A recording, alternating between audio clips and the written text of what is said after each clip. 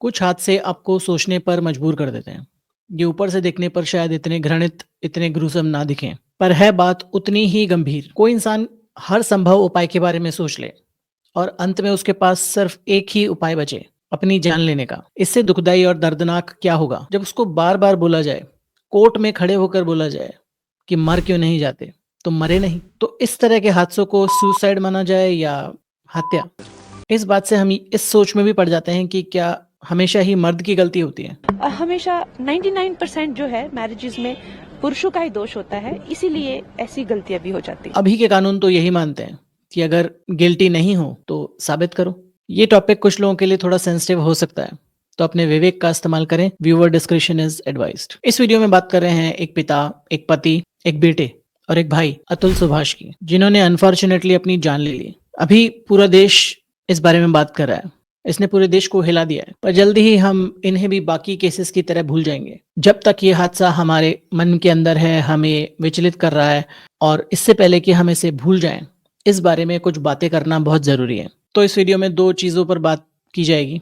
सबसे पहले तो जो झूठे केसेस दर्ज किए जाते हैं कुछ महिलाओं द्वारा पुरुषों पर, जिसका खामियाजा उन्हें कई बार अपनी जान देकर ही चुकाना पड़ता है, जैसा इस केस में हुआ। और दूसरा है कि सुसाइड प्रिवेंशन क्या किया जा सकता है, क्या उसके कोई रिसोर्सेज हैं। मैं इन सब का एक्सपर्ट नहीं हूँ, ना ही कानून का, और ना ही मैं कोई साइकेट्रिस्ट हूँ। तो मैं इस वीडियो के माध्यम से सिर्फ अपनी बातें आपसे शेयर कर रहा हूँ। तो अतुल के साथ जो हादसा हुआ, जो उन्होंने अपनी जान ले ली, ये कोई हीट ऑफ द मोमेंट में गुस्से में लिया हुआ डिसीजन नहीं था। अच्छी तरह से सोचा समझा हुआ, और 24 पेज का लेटर लिखने के बाद, ऑलमोस्ट 1.5 घंटे का वीडियो बनाने के बाद, अपना सारा कामकाज कंप्लीट करने के बाद, चेकलिस्ट्स को कंप्लीट करने के बाद, अपने मोबाइल से, अपने लैपटॉप से लॉक कोड हटाने के बाद सोचा समझा एक डिसीजन था। स्पेक्ट्रम के एक साइड पर है विमेन, जिन्हें सालों से दबाया गया, उन्हें सेम अधिकार नहीं दिए गए, दोयम दर्जे का बनाकर रखा गया।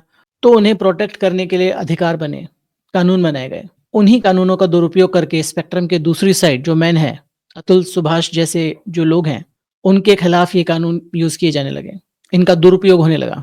क्योंकि कई महिलाएं इन्हीं कानूनों की तलवार बनाकर पुरुषों का मेंटल और फिजिकल टॉर्चर करती हैं, उन्हें डराती हैं, धमकाती हैं कि अपनी जान ले लूंगी, तुम्हें झूठे दहेज के केस में 498A में फंसा दूंगी, बच्चे से नहीं मिलने दूंगी। तो जब कुछ महिलाएं ऐसे झूठे केस दायर कर देती हैं, और हमारा कानून कुछ इस तरह का है कि इस केसेस में बर्डन ऑफ प्रूफ हमेशा मर्द पर होता है कि अगर तुम दोषी नहीं हो तो तुम साबित करो कि तुम दोषी नहीं हो। बाकी सारे मामलों में इनोसेंट अंटिल प्रूवन गिल्टी, इस तरह के मामलों में गिल्टी अंटिल प्रूवन इनोसेंट। और ऐसा कोई सॉलिड सिस्टम भी प्लेस में नहीं है कि अगर केस झूठा साबित हो भी जाए तो दोषी पार्टी पर कोई काउंटर केस चले, उनको कोई कड़ी सजा सुनाई जाए। तो अगर कोई महिलाएं ऐसा केस चलाना चाहती हैं तो उन्हें इसमें फायदा ज्यादा दिखता है और नुकसान नाम मात्र के भी नहीं, जो कि हमारे सिस्टम का इनहेरेंट फॉल्ट है। और इसमें फंस जाते हैं अतुल जैसे लोग, जो कुछ नहीं कर पाते और सीवियर मेंटल स्ट्रेस की सिचुएशन में आ जाते हैं। एनसीआरबी के डेटा के हिसाब से लास्ट के 5 सालों में इन झूठे केसेस का नंबर बढ़ता जा रहा है, और 2022 में नंबर बढ़ते बढ़ते हो गया 36,700। इसे कम करने के लिए कड़े कदम उठाए जाने चाहिए। हमारे इस तरह के लॉस को कंप्लीट ओवरहॉल की जरूरत है, ताकि इनका मिसयूज रुके। और नॉट टू मेंशन, कड़ी से कड़ी कार्रवाई की जाए उन लोगों पर जो इस तरह के झूठे केस करते हैं, चाहे वो किसी भी जेंडर के हों। क्योंकि अगर आप स्त्री और पुरुष को इक्वल मान रहे हैं, बराबर मान रहे हैं, तो दोनों पर सेम तरह के लॉज अप्लाई होने चाहिए। हमारे लॉज जेंडर न्यूट्रल होने चाहिए। इस स्पेसिफिक केस की बात करें तो अतुल की वाइफ ने उनसे पहले 1 करोड़ रुपए मांगे, जो बढ़ते बढ़ते हो गया 3 करोड़ रुपए। जब उन्होंने कहा कि मैं कहाँ से दूंगा 3 करोड़, तो अलग अलग तरह के हथकंडे अपनाए गए। अपने 4 साल के बच्चे को उन्होंने यूज किया पैसे उगाने के लिए। तो अतुल ने जो अपने अनफॉर्चुनेट डिमाइस से पहले 24 पेज का लेटर लिखा है, उसमें उन्होंने इन सभी चीज़ों को एड्रेस करते हुए लिखा है कि, और उसकी कुछ बातें मैं आपको पढ़कर सुनाना चाहूँगा। वो ये कहते हैं कि मैं सोचता था कि वुमेन एम्पावरमेंट एक अच्छी चीज़ है और इससे मर्दों को क्या ही नुकसान होगा, पर मैं गलत था। जब तक मैं जिंदा रहूंगा और पैसे कमाता रहूंगा, ये मेरे परिवार को परेशान करेंगे और पैसा एक्सटॉर्ट करेंगे। जब मैं नहीं रहूंगा तब उन्हें कहाँ से पैसा मिलेगा, और मुझे उम्मीद है कि इस केस के असली फैक्ट्स तभी सामने आएंगे। इस लेटर में उन्होंने जज पर भी गंभीर आरोप लगाए हैं कि जब उन्होंने कहा कोर्ट में कि जज साहब एनसीआरबी का डेटा देख लीजिए, पुरुष सुसाइड कर रहे हैं झूठे केसेस की वजह से, तो पास में जो उनकी पत्नी खड़ी थी, तब उन्होंने कहा कि तुम भी मर जाओ, तुम भी सुसाइड कर लो।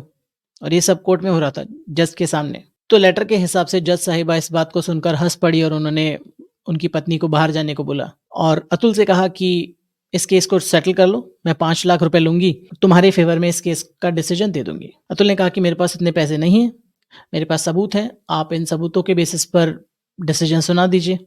तो उन्होंने कहा ठीक है, सबूतों के बेसिस पर ही डिसीजन सुना दिया जाएगा। उसके अलावा भी अतुल ने उस लेटर में लिखा है कि उनकी मदर इन लॉ सास भी उन्हें देखकर बोली कि अभी तक तुम मरे नहीं, मुझे लगा कि तुम्हारी खबर आती ही होगी। अतुल ने कहा कि अगर मैं मर जाता तो तुम लोगों की पार्टी खत्म हो जाती। तो उस पर उनकी सास हंसते हुए बोली कि नहीं, तुम मर भी गए तो तुम्हारे पिताजी से हम पैसा वसूल करेंगे, तुम्हारे पूरे खानदान को जीने नहीं देंगे और कोर्ट के चक्कर कटवाते रहेंगे, क्योंकि पति के मरने के बाद उसकी पूरी संपत्ति पत्नी की होती है। तो उन्होंने पूरा लेटर लिखा, एक लंबा वीडियो बनाया, अपने पेंडिंग काम पूरे किए, अपना फ़ोन का और अपना लैपटॉप का लॉक कोड खोला ताकि लोगों को एक्सेस मिल सके, सारे चेकलिस्ट कंप्लीट किए, अपने सारे पेंडिंग काम कंप्लीट किए, सभी लोगों को गुड बाय मैसेज किया।